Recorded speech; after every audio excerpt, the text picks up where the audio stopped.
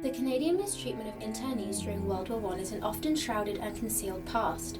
To many Canadians, their country is seen as a utopian society in which a person of any race, gender, or ethnicity is treated equally. The treatment of different internees disproves that this has not always been the case within Canada. From providing internees with terrible living conditions, to feeding them raw food, and even hanging prisoners by their wrists, this period of Canadian history differs from the traditional views of Canada. This video will explore this buried period of history and will unearth the true experiences and treatment of these internees, along with the steps and measures that the Canadian government has taken to preserve the memory of these prisoners from all walks of life. The phrase "hindsight is 20/20" typically applies to actions carried out during war, and the internment of foreign aliens that occurred in Canada during the First World War is no exception. The role that the Canadian government and military played in the internment process cannot be overlooked. The latter was instrumental in the classification of social classes to races, and the former was vital in the process of bringing over these foreigners to Canada. Although military men like General William Otter had good intentions behind the idea of internment through his attempts to make the operation credible, in the end there were too many negative factors impacting the operation. This is where the treatment of different individuals based on their ethnicity prevailed, and these individuals experienced extreme imbalances of treatment in these internment camps. The Canadian government had encouraged them to come over because they were rural people who had worked on the land. Of course, as Clifford Sifton said, and he meant it to be flattering, these sturdy peasants in their sheepskin coats, but it's pretty demeaning. And so it was class attitudes at the time. And even within, the military helped set up the system, and the military and the Hague Convention as well made a clear distinction between officers who were gentlemen and the others, other ranks.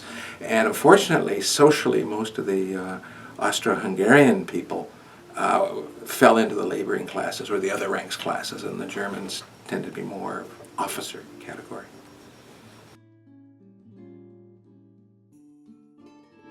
Thousands of Ukrainian and other European immigrants were imprisoned in remote internment camps as enemy aliens to Canada during the First World War.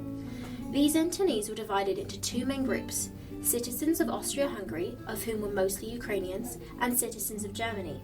Within these camps, Ukrainian Canadians were treated very poorly due to an extreme feeling of paranoia throughout the country towards Ukrainians.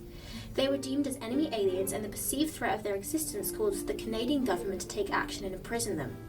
As a result, Ukrainian individuals were arrested and stripped of all of their fundamental rights. In comparison, German prisoners were treated far better than their Ukrainian counterparts. Germans were still interned in the same camps and were still denied their basic freedoms. However, it is in what they were tasked to do that highlights the different ways in which these two groups of enemy aliens were treated. As Orest Martinovic, a historian for the University of Manitoba, states, Germans were often treated as first-class citizens and allowed to live in first-class facilities in comparison to Ukrainians. They were also given far less labour-intensive jobs. Thus, the major industry and forestry sectors of Canada were often worked by the Ukrainians. People today still question why this treatment was so dissimilar.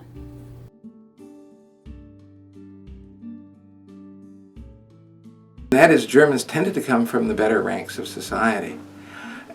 And partly for that reason, they were actively feared in many cases. And there's civic movements to remove German teachers from the schools, particularly in this area, which had a large German population. Is the idea they are educated, they are well organized, they pose a real danger. Internment camps were spread all across Canada's terrain, from British Columbia to Halifax.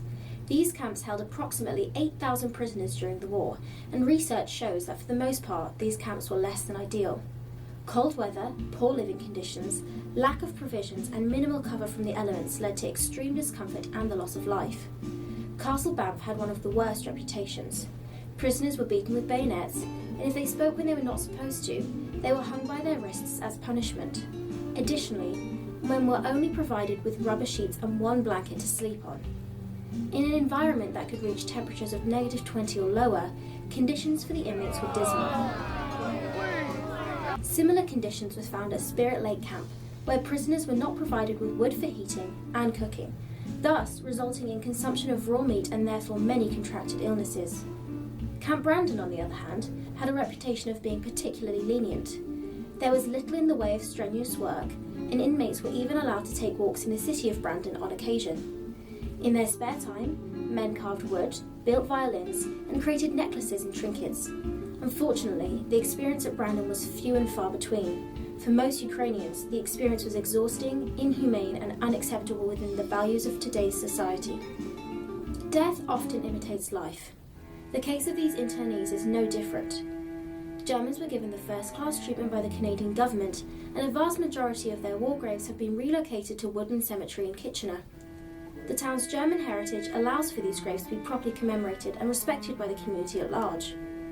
The Ukrainians were given a much more disappointing treatment, and the lack of their commemoration is staggering. Many graves and camps have been left to nature's destruction and have since been forgotten. The lack of commemoration highlights Canada's negligence to recognise the foreign experience of Ukrainians during the First World War. It has not been until recently that a powerful commemorative movement has found momentum, and it is therefore up to the future generations to raise awareness for this forgotten period and embrace Canadian history.